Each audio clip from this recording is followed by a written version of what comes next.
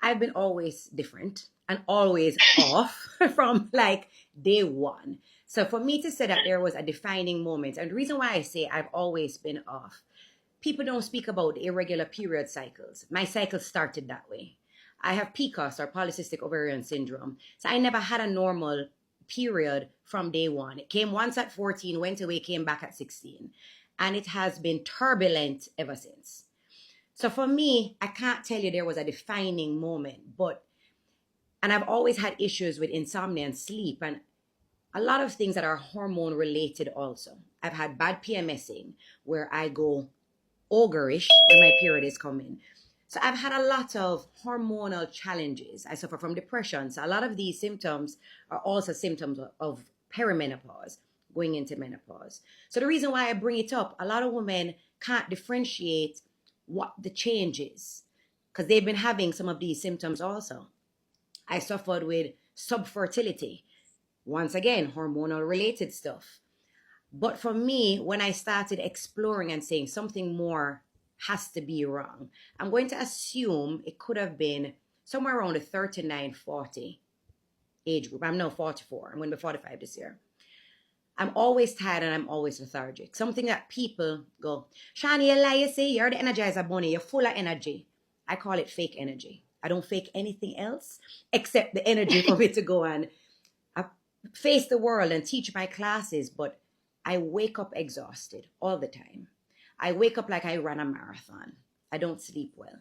But somewhere around the 39-ish, it has become more than just tired. It's a lethargy. It's an extreme fatigue that I keep going, I think today's the day I'm going to pass out. That's how I feel. Around those bells also, that time period, my libido was so significantly low. I mean, at one point, she did dead. No movement, no life, no nothing. You could have put a defibrillator on her and nothing was happening. I went to the doctor and I'm just like, something is wrong. First doctor did blood work. And because my name's Shani. Because my name's Shani. And I swing from chandeliers, evidently. You know what I mean? I have sex morning, noon, and night. Evidently, that's what everybody thinks. But I went to the doctor and I'm like, something is wrong. You know what I mean? I'm not feeling anything down there. And they're like, Shani, you're tired. You're just tired. Your job, the kind of work you do, you need rest. Cool. I then went to, that was a regular GP. I went to a gynecologist and I said, something is wrong.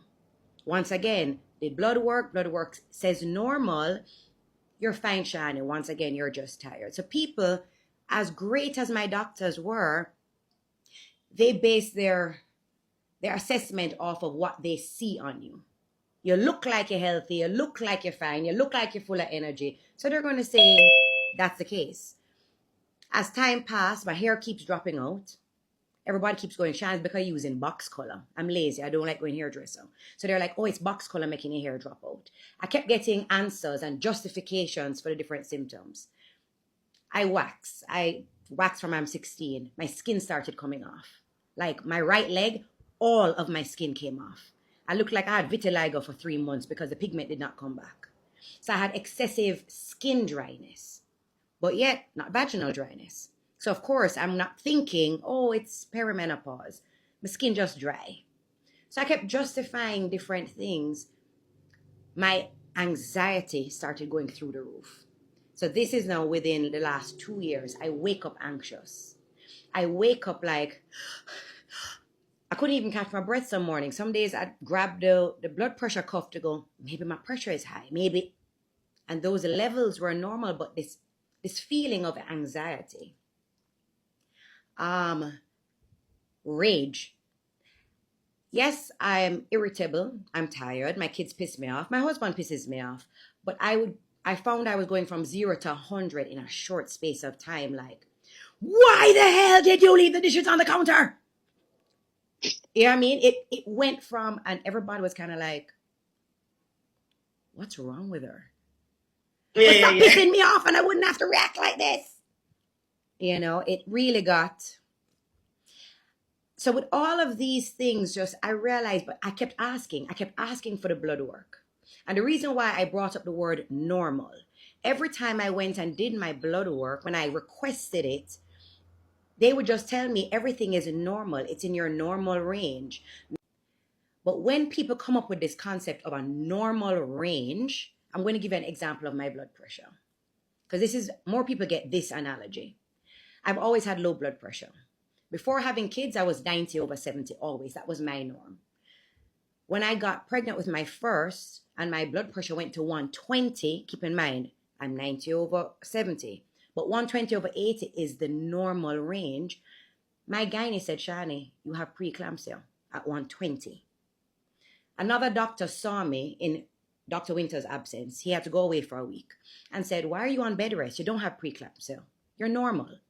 I went up to 130 at this time. He goes, you're normal. Come off a bed rest. You're fine. I don't know why Dr. Winter would say you have preeclampsia. 1 month later, I was fighting for my life in hospital because every organ was shutting down at 140. Just to show, just because the standard norms say 120/80, that was not my norm.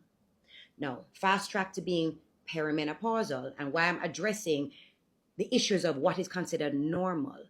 The normal testosterone range for women is 20/80. That's the measurement for normal range.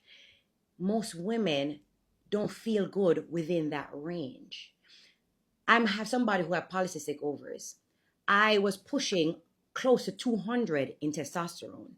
So for me now to drop as low as 12, even outside of what is considered normal, my body was not even recognizing the testosterone in me. So I'm operating at like a negative. Remember, normal is 20/80. Half of you on this Zoom call right now are in that range, but it's lower than what your body is accustomed to. So I stand on my platform to tell women they have to be their own advocate. You have to speak up for yourself. If something don't feel right, I don't care what your blood work say, what the tests say, you want to go back to what feels comfortable for you. I've been feeling this way for so long, I don't even know what my norm is anymore. But I just know I wasn't feeling good in my skin, and this can't be my regular. I can't wake up feeling like this all the time. I felt guilty telling my husband every minute him want peace, and I'm like, no, I'm not in the mood. I couldn't even fake it. And when I say fake it, I'm not faking an orgasm. Fake even going, let me receive you. It was a downright no. Me tired, she tired. Me vex, she vex. And I felt guilty about that. Because when you're in a marriage, it's a significant togetherness time and a connection. And when your husband feels you no longer want him, even if you're telling him, I love you, I'm attracted to you, I'm this, they understand that you are rejecting them. And that in itself was giving my husband a hard time and made me feel bad. You know what I mean? So there were just so many aspects of it that for me, I had to start digging deeper to find a solution, because I can't continue like this. And too many people are embarrassed and ashamed to say what they're going through. And sometimes for some women, it's a quick fix, for some women. A simple change in lifestyle, diet, supplements, going to this doctor, but they're so embarrassed to say something as simple as, the vaginal dryness is unbearable. I'm actually in pain when having sex. I went and bought somebody by myself, Astroglide, because I said, yo, I swear by this. And that could help her. Another person had to go on estrogen replacement in order for her body to start creating better lubrication so that she wouldn't tear, even just by walking in the supermarket. She was walking, and the friction between when her legs would rub, hence her vaginal walls would rub, she was getting tears. That's no way for a woman to survive in your 40s.